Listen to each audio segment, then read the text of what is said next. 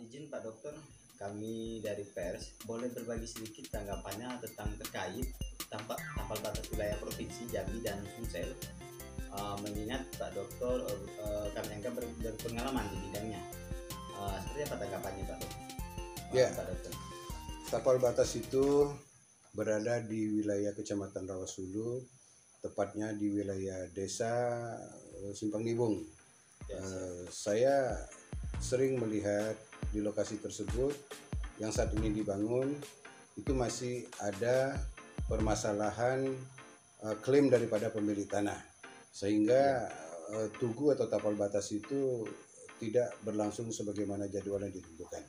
Dan baru-baru ini setahu saya tapal batas itu digeser 200 meter mundur arah ke Sarolangun. Dan hal tersebut menurut hemat saya itu menjadi titik yang baru.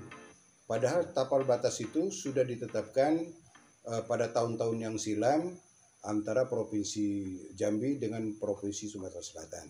Dan tapal batas ini sudah ditentukan nilai koordinatnya. Dan batas ini tidak hanya batas desa, tapi adalah batas provinsi, kabupaten, kecamatan, desa, bahkan RT di wilayah hukum Kabupaten Busira Utara. Cara penyelesaiannya Pak Dokter? Solusi penyelesaiannya adalah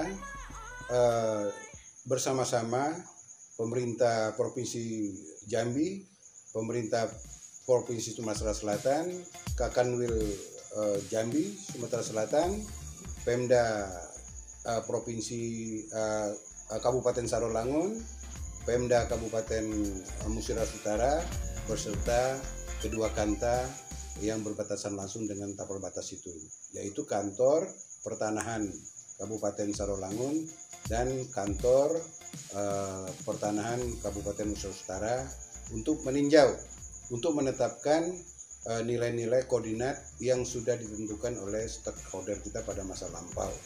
Kalau dasar hukum tapal batas, Dok?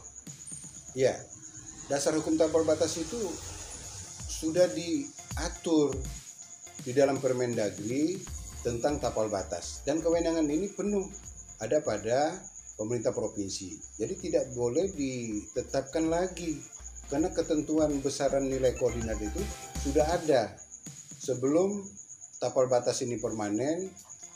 Jika memungkinkan pemerintah daerah paling perapatan tapal batas, sehingga konflik daripada batas provinsi kedua belah provinsi ini menjadi jelas wilayah administrasi, katakanlah wilayah hukum baik desa Nibung dan desa yang berada di perbatasan Kabupaten Sarolangun Jambi.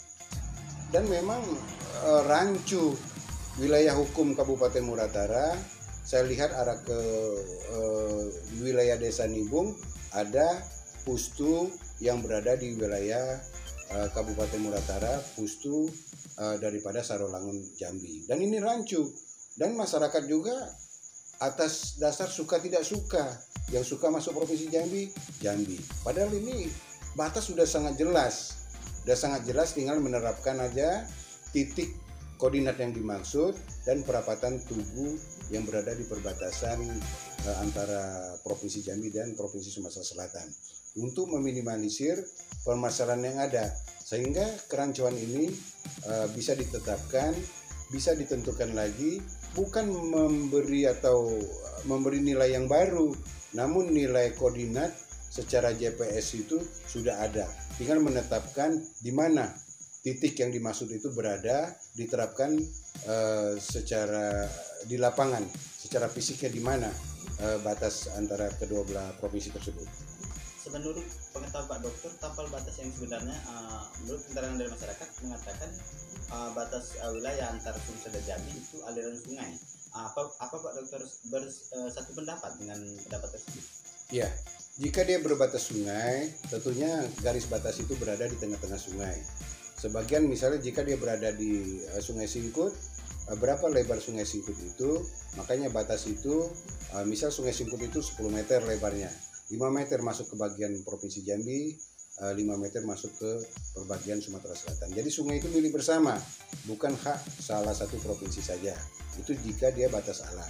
Namun titik-titik tersebut kita lihat data yang ada pada Kanwil BPN Provinsi Sumatera Selatan, Kanwil BPN Provinsi Jambi, atau pada pemerintah Provinsi Jambi dan Provinsi Sumatera Selatan yang membidangi bagian tata pemerintahan, katakanlah tata pemerintahan di bidang tapal batas. Dia itu sudah sangat jelas.